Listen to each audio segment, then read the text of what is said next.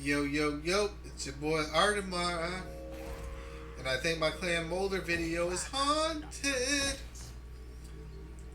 Here's what happened, right? So the first time I made this video, right, I forgot I hit the start streaming button instead of the start recording button. Silly me. And then the second time, I made sure I hit the start recording button. I made sure everything was going fine. But towards the end of the video, the game froze on me, and it wouldn't let me switch screens. So I had to flip the switch off my computer and turn it off, which is never a fun experience. Always sucks. So here we are again to talk about some more Clanscaping. I did not want you to do that, but whatever. Um, it is what it is. So I think uh, that Clan Moulder's got it going on. Real talk. I wouldn't say the Skaven faction as a whole got in it, because here's the thing, right? So with the Twisted in the Twilight DLC, right?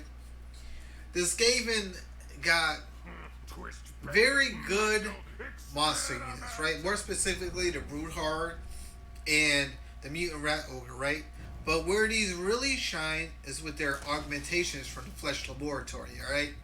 Especially with cellular instability, it's an amazing skill that you want all your brood horrors to have, because it basically lets them cause an explosion around them that can normally wipe out an entire unit by itself. So I pretty much have been enjoying Clan Moulder, because Clan Moulder has a way bigger hand than the other Skaven, right? Because here's the thing. So when you play as a Skaven, normally your default Doomstack army, or the best army you can make, is going to be your weapon team army, you know? So you're going to have Ratling guns, Jezels, and all that. But with Clan Moulder, you have more options available to you, because now you can actually use their monster units, and their monsters units are actually really good. You know, I mean, I've had no issues with it. They can take down walls, they can take down units, they can charge through things, especially brood horrors, yo. They're so good. So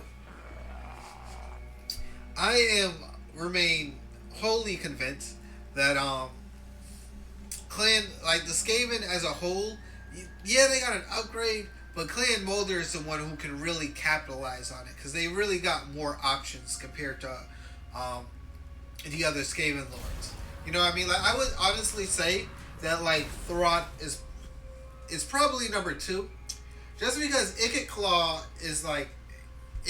has he's more geared towards the weapons team and making the weapon team even better than they already are. So it's a tough call. But even though Ikit Claw doesn't benefit from having from the Flesh Laboratory, you know, excuse me, being able to just upgrade, you know, what's the word I'm looking for?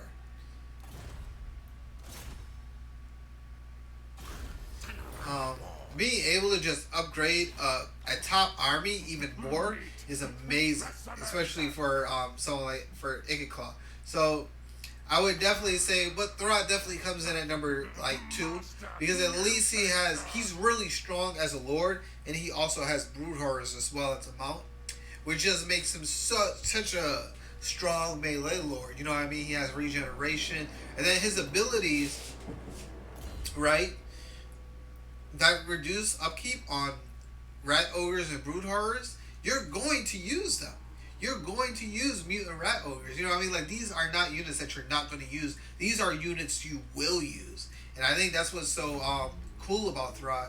Because a lot of times in Total War, right, you have factions that don't really buff good units. You know what I mean? Like, like Grom, for example. You know what I mean? He has some goblin buffs. I believe it's him. It's either him or Scarsnake. But they buff the goblins, but you're only using goblins until like the mid game, and then from then on it's just orcs all day, every day. That's what you're going to use. That is your cream and butter right there. Orcs. That's your bread and butter right there. That's all you're going to use. So when I see a lord that actually, buffs or even just reduces the upkeep of units they actually use, I can't help but applaud and be like, yes. And I think more lords need to be upgraded to change that effect. Now, I'm going to say it can definitely be daunting as playing as Throt. Because here's the thing, right? So you have Reichland over here, you have the vampires over here, and you have the greenskins over here, and you have Chaos over here, and then you have Norska. And the only person who likes you is Norska, alright? Now, I was thinking, this is my second time playing this campaign, but I was thinking about fighting through Norska, but it's just not worth it. Look at all these territories. I need way more spaces, so I'm much better off just fighting through this area and just beating up on the Empire of Man. Really, there's no point in me fighting Norska. So I was like, fuck it, let's just be friends, and that's all I really do. Because I hate having to go through Norska. I find their territory to be unappealing to any faction.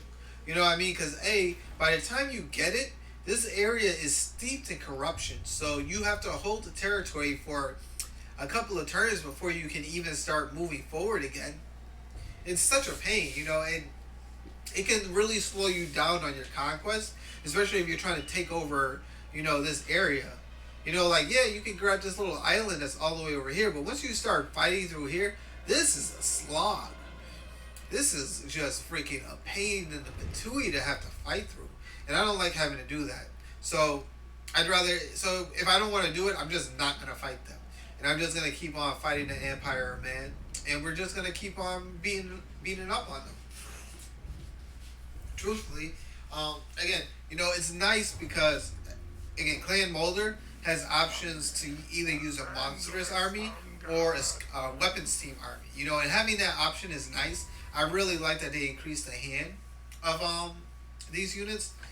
Now, here's the thing, though, right? And I didn't say this when I made my thought video on elves, but I really want you all to understand something, right? I normally I play on the normal difficulty, all right?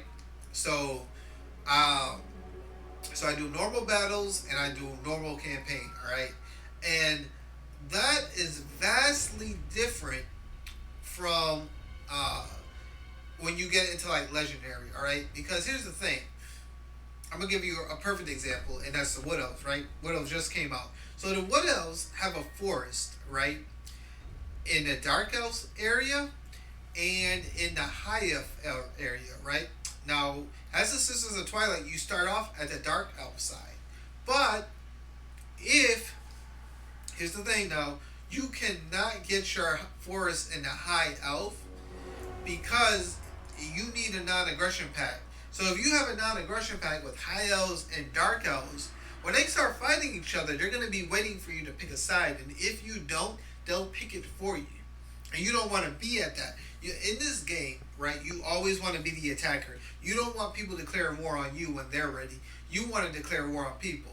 So this game, right, as you play it, especially and going back to the Wood Elf, it can be really tough, especially if you don't have a good standing army.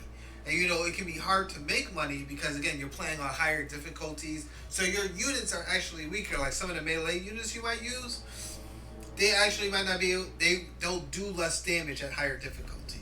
You know what I mean? Like this monstrous army we're making, if we didn't have the Flesh Laboratory, I would not recommend it on a legendary difficulty.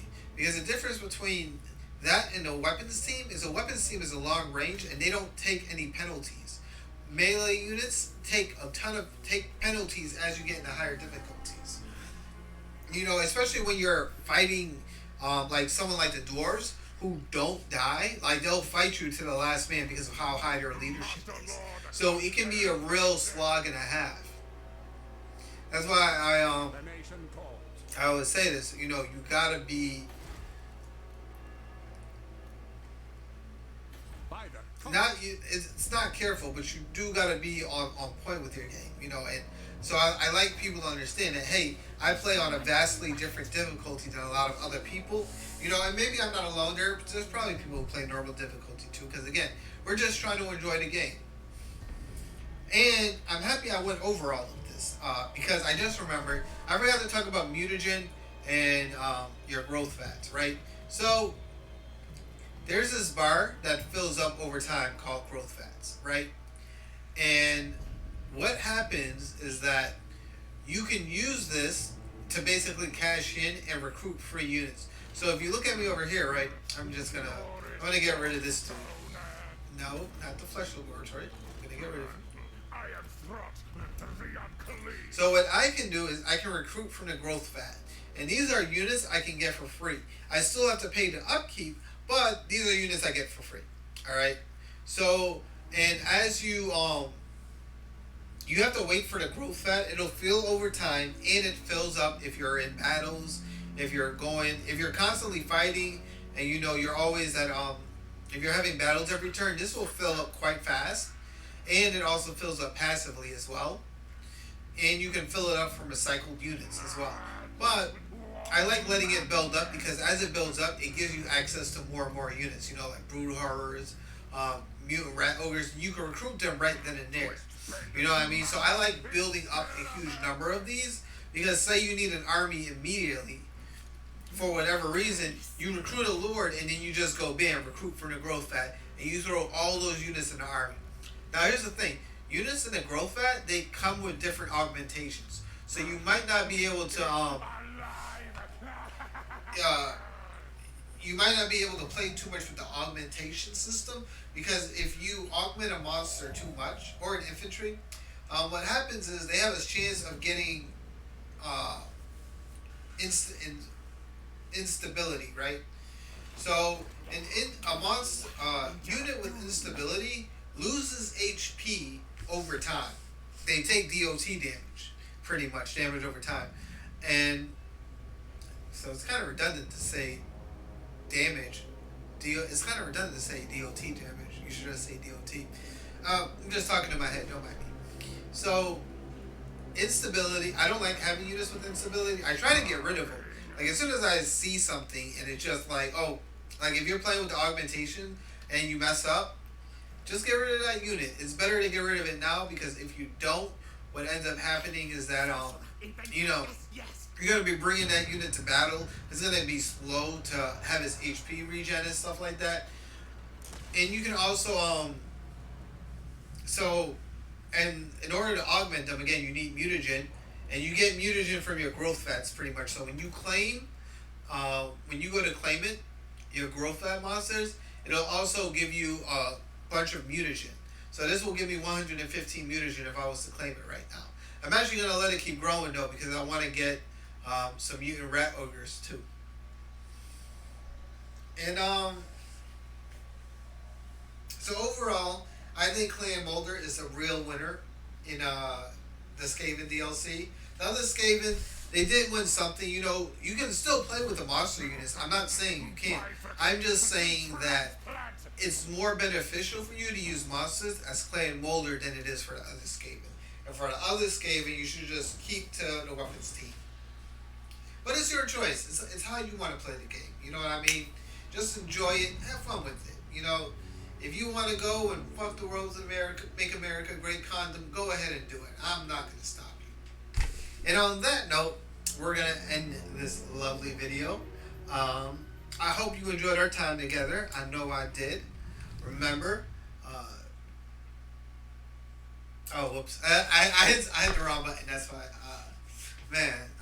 Remember, you got this. I wish you all the best. And I hope you all have a great Monday. And hopefully I hit stop recording and it will stop recording. But after I keep talking for a little bit. Alright, now we're done. Peace.